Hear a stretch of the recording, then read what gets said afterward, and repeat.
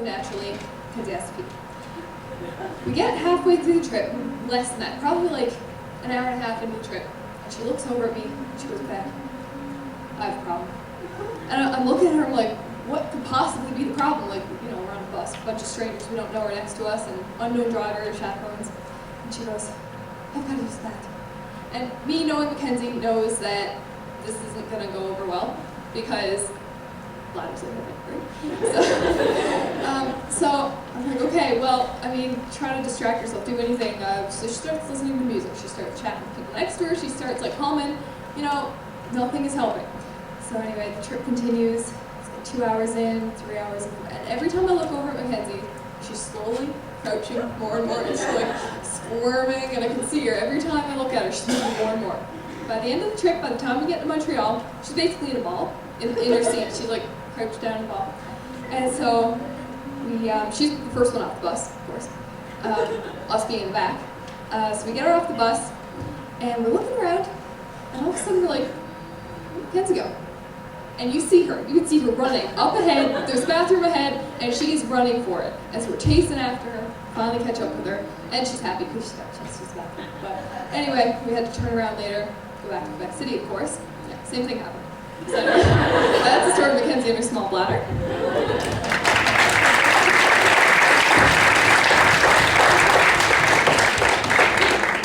Alright, so I guess I can make fun of my grad date right now, Curtis Beatty. I mean, okay, I'll start by saying, why couldn't he see in the dark? I mean, can't everyone do that? I mean, at least you got the gist of it. Go gadget arms. So I'd like to start by saying, whenever he comes into the classroom, he likes to come over to his desk, and you're very frustrated, right? You can even easily tell. So come over, and I'll sit down at the desk, and I'll throw his books down and make a great little slapping noise. And he'll go and put his head on his desk, and he'll go, Sir, I don't understand, I'm gonna fail, can't do anything. Now, little does he know, on that test, he'll also get a 90, so you can't trust him. Just like you can't trust him when he tries to give you advice on how to play basketball. Right, Curtis? Because he thought it would be a great idea to wear flip-flops playing basketball. Moral of the story, he broke his arm. Don't listen to his advice.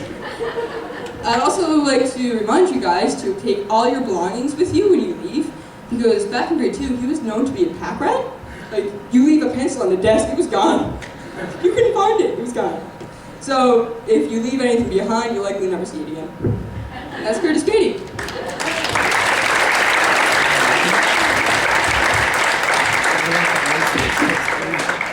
You ever have that one friend who's like the biggest health nut in the world? Like you open a bag of chips and they're like, oh my god, stupid, why are you doing that? You're gonna kill yourself. Like, it's, you know, it's not cocaine or an AK-47, it's chips.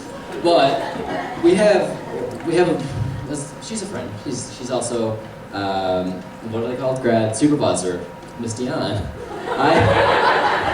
I had the pleasure of making fun of Miss Dion, even though she's like, can't picture the most like perfect, on-time, organized person in the world. I had to make fun of her. So I'm gonna start off with that. I remember one time I walked into school and had a green apple, and the way she looked at me, I never seen so much pride before in my life. She's like, Stefan, that's an apple. I was like, that is an apple. And she's like, that's good for you. I'm like, oh no, it tastes good too. It's like, it's, you know, double, it's excellent. Anyway, I was so proud of that. I still eat green apples today. You're making me healthy, thank you. I haven't brought chips into the school, unless I work at the canteen. I haven't brought chips in the school or ate chips, just apples last year. Green apples, thank you, Miss Dion.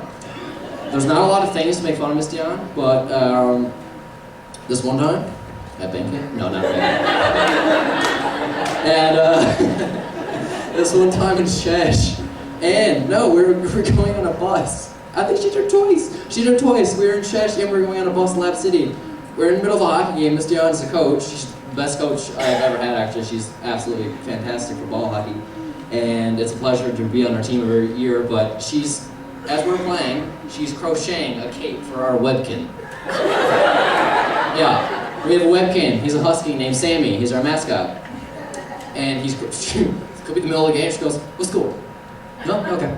And she crochets, and she keeps on crocheting the cape. And she did that going Lab City. We obviously weren't doing any sports because we were going on a bus, but we're like, you know, on the bus, it's a good road going to Lab City. Whenever you feel a bump, you're like, your head hits the ceiling, and you're like, oh my god, neck's broke. But Miss Dion, she did a fabulous job in the Cape. Well, that's kind of bad. She's, you know, she's very talented. She's, you know, she's a doctorate. She's bilingual. She can crochet during hockey games. So best of both worlds. And also, what else can I say about you? There's not a lot. You're pretty good, actually. You're a fabulous teacher. But like, you ever hear just French people speak English? I think it's awesome. I think it's cute. Like, no, she knows better English than me. Like, her words, your grammar, she, you know, puts me under the table. Like, whom? Who uses whom? Miss Campbell and her. That's kind of it. Like, that's it. And so she does that, but like, and when I heard she was Quebec, yeah, when she's from Quebec, not I heard she was Quebec. When I heard she was from Quebec, because I missed the first week of grade 9, Sydney told me, she said, yeah, Frenchie was from Quebec. I was like, whoa, that's pretty cool. So I was hoping to come back, and I was hoping to hear like, yeah, I have a brother in Quebec City. We love to vacation and stuff like that. And you know, you can't say the TH, it's like brother, and I don't know, but she doesn't. She speaks English very well, and her accent's not that thick. I was hoping it was gonna be thicker, so that was a disappointment. But other than that, she's an absolutely fantastic person. So thank you for that, Miss Dion.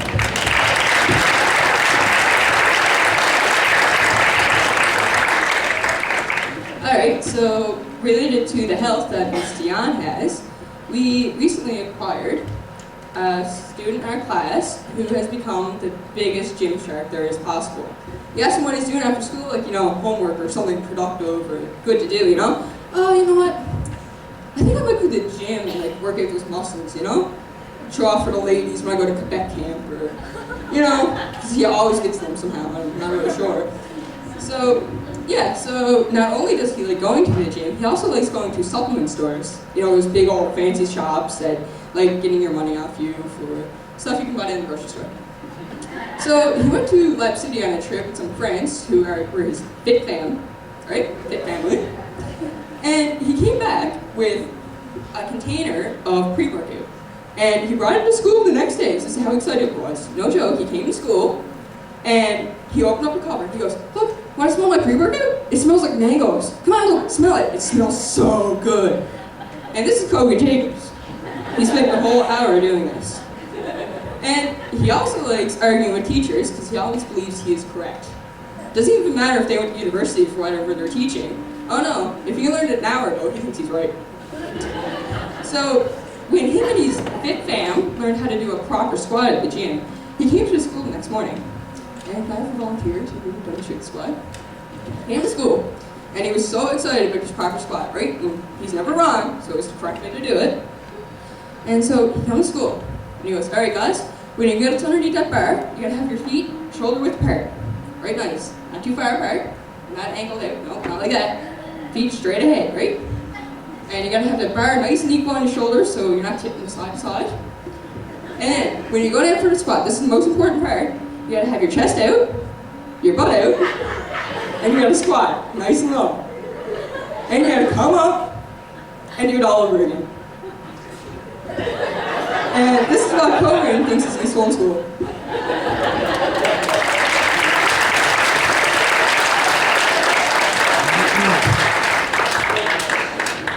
Alright, so those of you who know Nathan Atkins know that if you have to ask him a yes or no question, you're almost guaranteed to receive a very macho and firm head nod in response.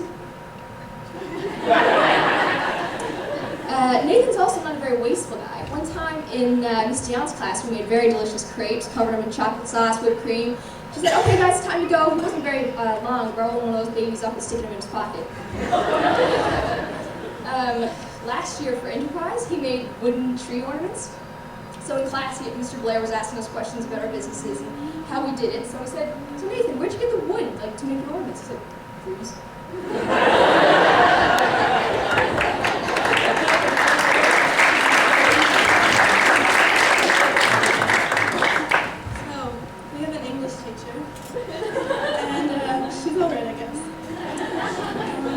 She's very strict about no cell phones in the classroom. at all. If your alarm's going off by accident, I'll let you off because taking your phone would be distracting. Whatever. So basically, Miss Campbell, every time we go into an English classroom, a phone never fails to go off. Do you want to know whose phone it is? Miss Campbell's. She'll pick up the phone, she'll say, guys, I'm turning it off. I'm turning it off. But while she's turning it off, she goes, it's not turning off, guys. I don't know why it's not turning off. We know your trick, Miss Campbell.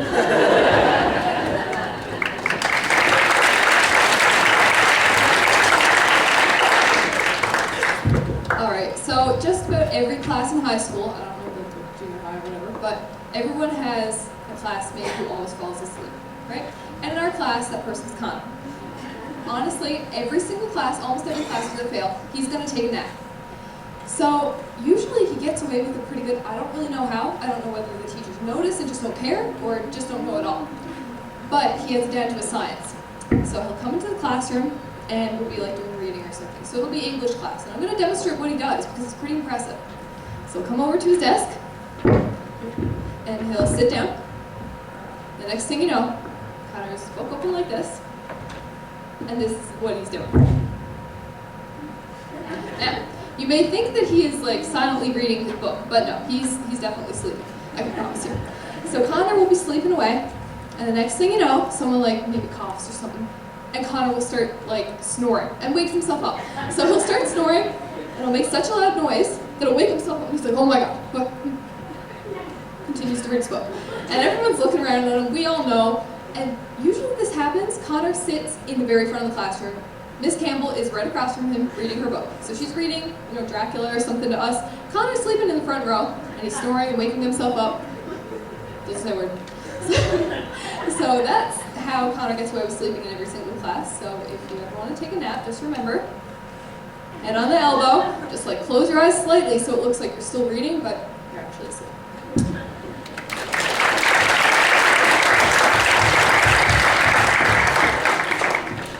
My last teacher of the evening is a bit more embarrassing, Miss Dion, honestly.